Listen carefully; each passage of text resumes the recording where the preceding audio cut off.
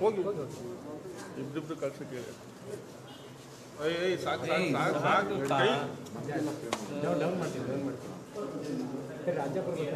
ಅಜ್ಜ ಬರ್ರಿ ಬರ್ರಿ ಕರ್ಕೊಬರ್ರಿ ಕೂರಿಸ್ತೀರಾ?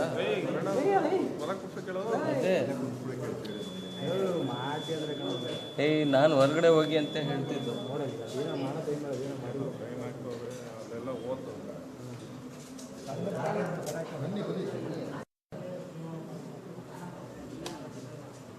ಹಿಂಗಡೆ ಕಿಟಕಿನಲ್ಲಿ ಹೋಗ್ತಿದ್ರೆ ಕರೆಕ್ಟಾಗಿ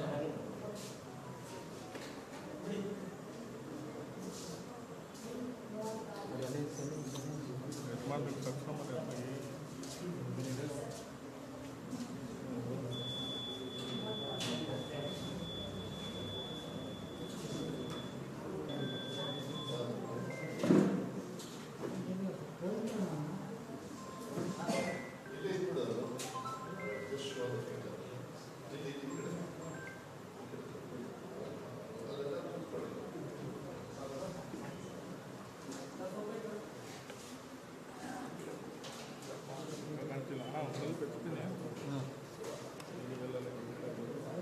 ಇನ್ನೇ ಹೇಳ್ತಿಲ್ಲ ಎತ್ತು ಅಂತ.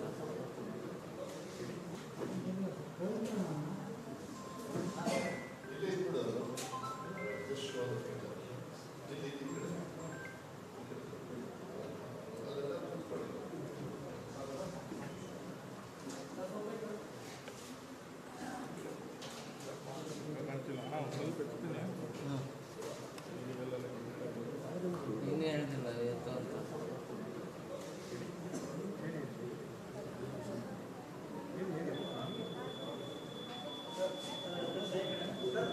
ಸರ್ ಮುಂದೆ ಬನ್ನಿ ಸರ್, ಮುಂದೆ ಆಚೆ ಕರ್ಸ್ಕೊಂಡು ಅಲ್ಲೇ ಅಲ್ಲೇ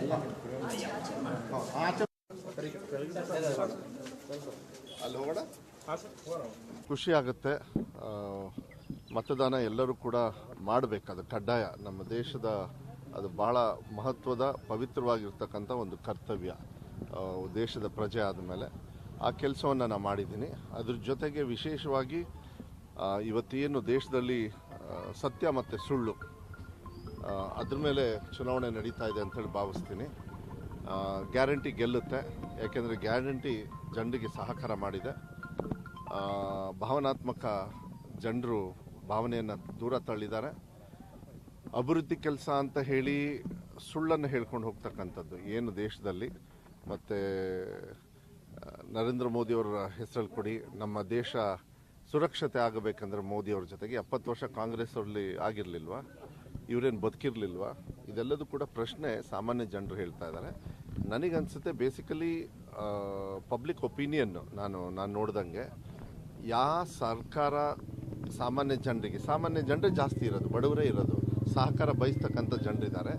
ನೀವೇನಾದ್ರು ಸಹಕಾರ ಮಾಡಿದರೆ ನನಗನ್ಸುತ್ತೆ ಅವರು ವಾಪಸ್ಸು ಸಹಕಾರ ಮಾಡ್ತಾರೆ ಅಂಥೇಳಿ ಇವತ್ತು ಚುನಾವಣೆ ಪೂರ್ವಕವಾಗಿ, ಅಸೆಂಬ್ಲಿ ಚುನಾವಣೆ ಪೂರ್ವಕವಾಗಿ 2023 ಚುನಾವಣೆಯಲ್ಲಿ ಬರೀ ನಂಬಿಕೆ ವಿಶ್ವಾಸದ ಮೇಲೆ, ಯಾಕೆಂದರೆ ಯೂಶಲಿ ಏನಾಗುತ್ತೆ, ರಾಜಕಾರಣಿಗಳು ಹೋದ ತಕ್ಷಣ ನಾವು ಈ ಕೆಲಸ ಮಾಡ್ತೀವಿ ಅಂದರೆ ಬರೀ ಸುಳ್ಳು ಹೇಳ್ತೀರಾ, ಎಲೆಕ್ಷನಿಗೆ ಬರ್ತೀರಾ ಅಂತ. ಆ ಥರ ಭಾವನೆ ಹೋದ ಸತಿ ಕೊಡಲಿಲ್ಲ. ಎಲ್ಲೋ ಒಂದು ರೀತಿಯಲ್ಲಿ ಅವ್ರಿಗೂ ಕೂಡ ಆಸೆ ಇತ್ತು ನಮಗೆ ಸಹಕಾರ ಆಗಬೇಕು ಅಂತ. ಆ ಸಹಕಾರದ ಮೇಲೆ, ವಿಶ್ವಾಸದ ಮೇಲೆ ಮತ ಹಾಕಿ ಇವತ್ತು ಕಾಂಗ್ರೆಸ್ ಸರ್ಕಾರ ಅಧಿಕಾರಕ್ಕೆ ಬಂದಿದೆ. ಗ್ಯಾರಂಟಿ ಚೆನ್ನಾಗಿ ವರ್ಕೌಟ್ ಆಗಿದೆ. ಜನರು ಬಹಳ ಸ್ವಾಭಾವಿಕವಾಗಿ ನೋಡಿದಾಗ ವಾತಾವರಣ ಇಲ್ಲ ನಾವು ಕಾಂಗ್ರೆಸ್ ಪಕ್ಷದ ಋಣದಲ್ಲಿದ್ದೀವಿ, ನಾವು ಅದನ್ನ ತೀರಿಸ್ತಕ್ಕಂಥ ಕೆಲಸವನ್ನು ನಾವು ಮಾಡ್ತೀವಿ ಅಂತ ಇದ್ದಾರೆ. ಒಳ್ಳೆ ರೀತಿಯಲ್ಲಿ ಚುನಾವಣೆಯನ್ನು ಮಾಡ್ಕೊಂಡು ಹೋಗಿದ್ದೀವಿ.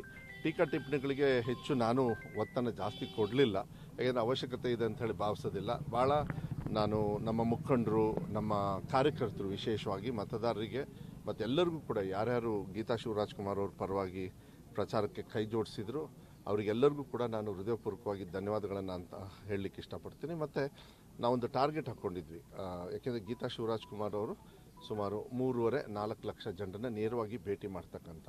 But I am very happy V reached almost about 6.5 lakh people, because extensive campaigning ಮಾಡಿದ್ವಿ. ಔಟ್ರೀಚ್ ಚೆನ್ನಾಗಿತ್ತು, ಜನರ ಭಾವನೆಗಳು ಚೆನ್ನಾಗಿತ್ತು, ಪ್ರೀತಿ ವಿಶ್ವಾಸ ಚೆನ್ನಾಗಿತ್ತು, ಯಾವುದೇ ಥರದ ಗೊಂದಲ ಆಗಲಿಲ್ಲ. ಅದಕ್ಕೆ ನಾನು ನಮ್ಮ ಕಾರ್ಯಕರ್ತರು, ಮುಖಂಡರ ಒಂದು ಕೋಆರ್ಡಿನೇಷನ್ ಏನಿದೆ, ನಾನೇನು 1 ವರ್ಷದ ಹಿಂದೆ ಈ ಥರ ಮಾಡಬೇಕು ಚುನಾವಣೆಯನ್ನು ಶಿವಮೊಗ್ಗದ್ದು ಅಂತ ಹೇಳಿ ಗೀತಕ್ಕ ಅವ್ರದ್ದು ಅನೌನ್ಸ್ ಆದ ತಕ್ಷಣ ಫುಲ್ಲು ಅದನ್ನ ಇಂಪ್ಲಿಮೆಂಟ್ ಮಾಡ್ತಕ್ಕಂಥ ವ್ಯವಸ್ಥೆಯನ್ನು ಮಾಡಿದ್ವಿ. ಅದಕ್ಕೆ ನಾನು ಭಾಳ ಸಂತೋಷ.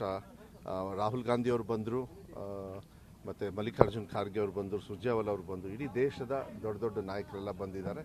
ತುಂಬ ಸಂತೋಷನೂ ಕೂಡ ಆಗ್ತದೆ. ಸರ್, ಈಗ ನಿಮ್ಮ ಕ್ಷೇತ್ರ ಅಂತಲ್ಲ, ರಾಜ್ಯ ದೇಶದಲ್ಲಿ ಸೈದ್ಧಾಂತಿಕವಾಗಿ ಚರ್ಚೆಗಳಾಗಿ ಚುನಾವಣೆ ಆಗಬೇಕಿತ್ತು. ಯಾಕೋ ವೈಯಕ್ತಿಕ ಆರೋಪ ಪ್ರತ್ಯಾರೋಪಗಳು ಜಾಸ್ತಿ ಆಯಿತು ಅಂತ ಅನಿಸ್ತಾ ಇಲ್ವಾ? ಈಗ ಇಲ್ಲ, ವೈಯಕ್ತಿಕವಾಗಿ ಆರೋಪ ಪ್ರತ್ಯಾರೋಪ ಯಾವಾಗಲೂ ಎಲ್ಲ ಚುನಾವಣೆಯಲ್ಲೂ ಇದೆ. ಇಲ್ಲ ಜಾಸ್ತಿ ಯಾಕೆ ಕಾಣಿಸ್ತಾ ಇದೆ ಅಂದರೆ, ನಿಮಗೆ ಸೈದ್ಧಾಂತಿಕ ಭಾವನಾತ್ಮಕ ಅವನ್ನ ಮುಂಚೂಣಿಯಲ್ಲಿ ಇತ್ತವಾಗ. ಈಗ ಅದೆಲ್ಲ ಜನರ ತಲೆಯಲ್ಲಿ ಅದಿಲ್ಲ.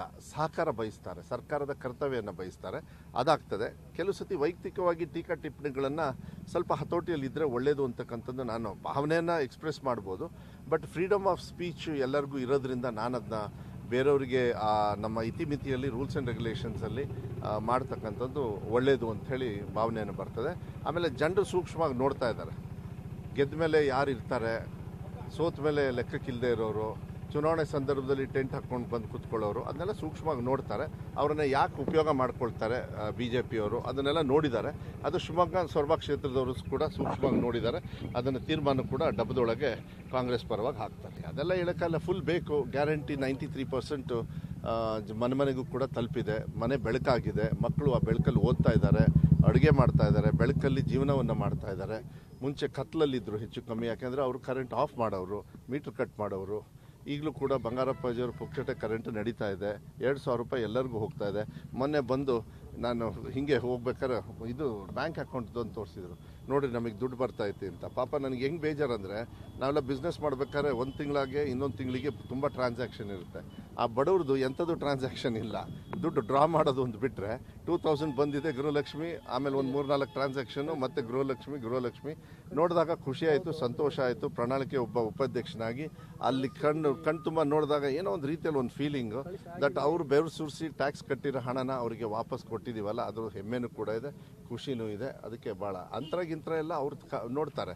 ಆಮೇಲೆ ಎಷ್ಟೊಂದು ಕಡೆಗೆ ನಾನು ಒಂದು ನೋಡಿದ್ದೀನಿ, ಈ BJP ಮತದಾರರು ಕೂಡ ಗುರುತಿಸ್ಕೊಂಡಿರೋರು ನಾವೆಲ್ಲ ಕಾಂಗ್ರೆಸ್ಸಿಗೆ ಹಾಕ್ತೀವಿ, ನಮ್ಮ ಯಜಮಾನರು ನೋಡ್ಕೊಳ್ರಿ ಅಂತಾರೆ. ಅಂದರೆ ಓಪನ್ ಆಗಿ ಹೇಳ್ತಕ್ಕಂಥ ಒಂದು ಭಾವನೆ ಕರೆಕ್ಟ್ ಇದು. ಯಾಕೆಂದರೆ ಬೇರೆ ಜಾತಿ ಮೇಲೆ, ಹಣದ ಮೇಲೆ, ಬೇರೆ ಬೇರೆ ಒಂದು ಆ್ಯಂಟಿ ಡೆಮೊಕ್ರೆಟಿಕ್ ವೋಟಿಂಗ್ ಪ್ಯಾಟರ್ನ್ಸ್ ಅದು ಹೋಗಬೇಕು. ಅದು ನನ್ನ ಆಸೆ. ಯಾಕೆಂದರೆ ಇಲ್ಲಾಂದ್ರೆ ಏನಾಗುತ್ತೆ, ಆ ಪವಿತ್ರತೆ, ಮತದ ಪವಿತ್ರತೆ ನಾವೇ ಹಾಳು ಮಾಡ್ದಂಗೆ ಆಗುತ್ತೆ.